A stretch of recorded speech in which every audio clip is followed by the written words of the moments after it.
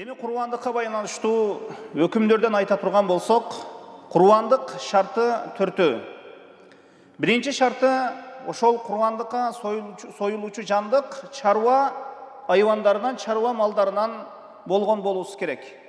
Чарба айвандары Кур'ан-ы Керимде бахиметул ан'ам деп келген. Алар үч түрдүү болот. Төө, уй, жана кой, жана койдун катарына мына эчки дагы кирет. Мына ушул айвандардын эркек ургачысынан курбандык чалынат. Булар чарба айвандары болуп, буларды курбандык үчүн союлат.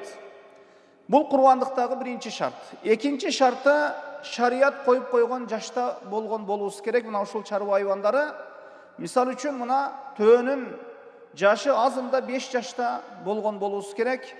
4 жашта болсо ошол төө курбандыкка жарабайт. Курбандык үчүн төө 5 же андан көбүрөөк ашкан жашта болгон болуусу керек. Уйдун жашы болсо азында 2 жашта болгон болуусу керек. 2 жаш андан ашкан жашта болгон болсо уй курбандыкка жарайт. 2 жаштан аз боло турган болсо, 2 жашка чыкпаган уй боло турган болсо, анда ал курбандыкка чалынуусу дурус эмес.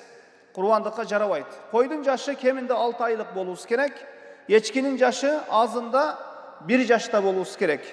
Мына ушулар курбандыкка байланыштуу шарият белгилеп койгон чарба айвандарынын жаштары болуп саналат. Эми курбандыкка байланыштуу ошол 4 шарттын үчүнчү шарты айып кемчилдиктерден саламат болгон болуусу керек.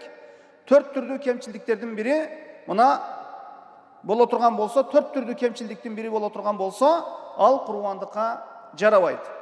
Bir көзүнүн көрлүгү ачык боло турган болсо, сокур боло турган болсо, чолоктугу ачык айкын болсо, оорукчандыгы анык болсо, оорусу анык болсо, жана өтө арык, алсыз болсо, ушул кемчилдиктердин бири боло турган болсо, ошол чарба айваны курбандыкка жарабайт.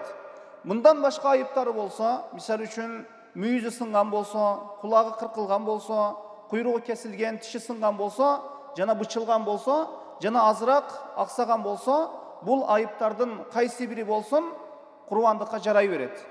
Айып кемчилдиктерден канчалык ошол курбандыкка чалынуучу жандык саламат болсо, ошончолук абзел болот. Пайгамбарыбыз саллаллаху алейхи вассалам мүйүздү, кочкорду курбандык кылган. Жандык канчалык семиз жана чоң болсо, ошончолук жакшы. Бирок мына ушул нерсе важип эмес.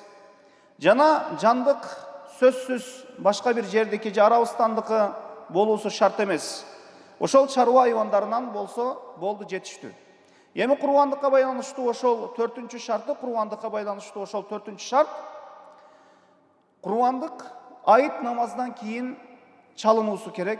Ошол жандык союлуусу керек. Айыт намазына чейин союп кое турган болсо, ошол инсан үй бүлөсү үчүн эт тартуулаган эле болуп саналат.